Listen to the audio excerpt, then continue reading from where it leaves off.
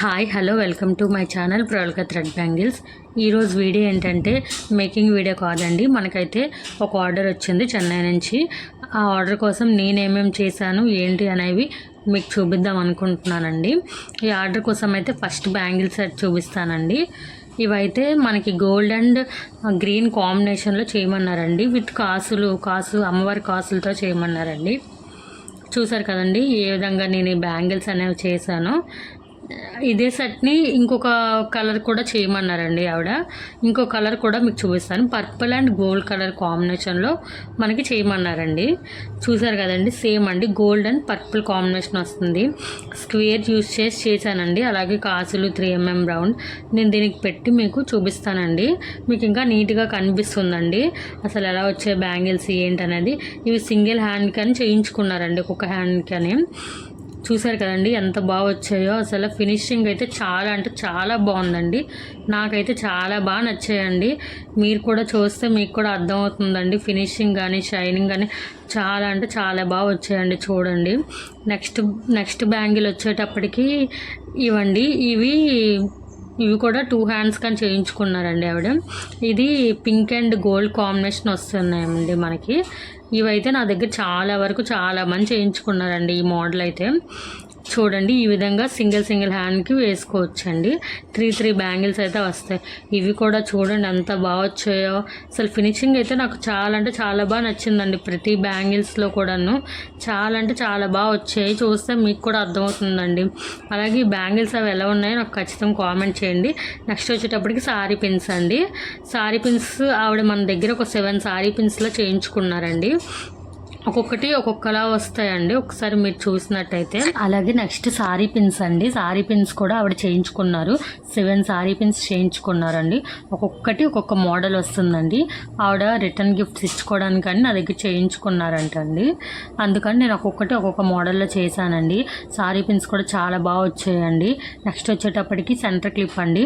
మనకి madam sorry ఏమో yellow and dark pink అండి. నేను అందుకనే ఈ కాంబినేషన్లో చేశానండి సెంటర్ క్లిప్ని అయితే. చూసారు కదండి లోటస్ సెంటర్ క్లిప్ అయితే చాలా అంటే చాలా బాగా వచ్చిందండి. చూడండి ఒకసారి ఫినిషింగ్ కూడా మీకు చూస్తే మీకు అర్థమవుతుందండి. నెక్స్ట్ ఈ బాక్సెస్ అనేవి మేడం నాకు బ్యాంగిల్స్కి ప్రొవైడ్ చేయమన్నారండి. అందుకనే నేను 3 బ్యాంగిల్ సెట్స్ కూడా ఈ బ్యాంగిల్ బాక్సెస్ అనేవి ప్రొవైడ్ చేస్తున్నానండి. ఈ విధంగా ఈ బ్యాంగిల్ బాక్సెస్లో పెట్టేసి ఆవిడ నాకు పంపించమని చెప్పారండి. అలాగే సారీ పిన్స్ని కూడా చిన్న బాక్స్ ఉంటుంది కదండి, ఆ బాక్సెస్లో పెట్టేశానండి నేను. ఈ విధంగా మీరు చూసినట్టయితే మీకు అర్థమవుతుందండి. ఇంకా నేను మీకు ప్యాకింగ్ కూడా ఏ విధంగా చేసుకోవాలి అనేది చెప్తానండి. అలాగే కొన్ని కుందన్స్ అనేవి మనం ఇస్తాం కదండి, అందుకని నేను అవి కూడా ఈ విధంగా ప్యాక్ చేసుకున్నానండి కుందన్స్ని కూడాను. అలాగే బబుల్ షీట్ ఉంటుంది కదండి, ఆ బబుల్ షీట్తో నేను బ్యాంగిల్ బాక్సెస్ని ఈ విధంగా ర్యాప్ చేసేసి పెట్టుకుంటున్నానండి. ఎందుకంటే మనకి బాక్సెస్ కూడా డ్యామేజ్ అవ్వకుండా ఉండాలి కదండి.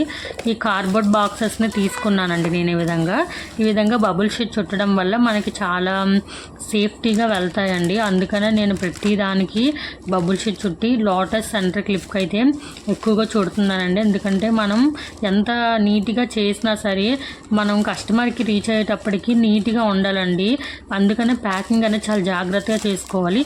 ఈ విధంగా నేను ప్యాక్ చేసుకుంటున్నానండి. పైన కూడా బబుల్ షీట్ పెట్టేసుకున్నాను. ఈ విధంగా టేప్తో నేను మొత్తం బాక్స్ని మొత్తం ఇంకా చుట్టుకుంటున్నానండి. ఈ విధంగా మనం నీట్గా చుట్టుకోవడం వల్ల మనకి సేఫ్గా వెళ్తుందండి. మనకి ఎక్కువ ప్లాస్టర్ యూజ్ అయినా పర్లేదు, కానీ మనకి మెయిన్ సేఫ్టీగా వెళ్ళడం కావాలి కదండి. అందుకోసమని నేను ఈ 2 బాక్సెస్ని ఈ విధంగా ఒకదానిపైన ఒకటి పెట్టుకొని మొత్తాన్ని నేను ప్లాస్టర్తో ర్యాప్ చేసుకుంటున్నానండి. మీకు వీడియోలో చూపిస్తున్నాను కదండి. ఆ విధంగా మొత్తం నీట్గా అండి, ఎంత నీట్గా మనం ప్యాక్ చేసుకుంటే కస్టమర్కి రీచ్ అయ్యేటప్పటికి మనకి ఏమి డ్యామేజ్ కాకుండా నీట్గా వెళ్తాయండి. అప్పుడే మనకి బాగుంటుంది కదండి. ఈ విధంగా మనం ప్యాక్ చేసుకోవాలండి.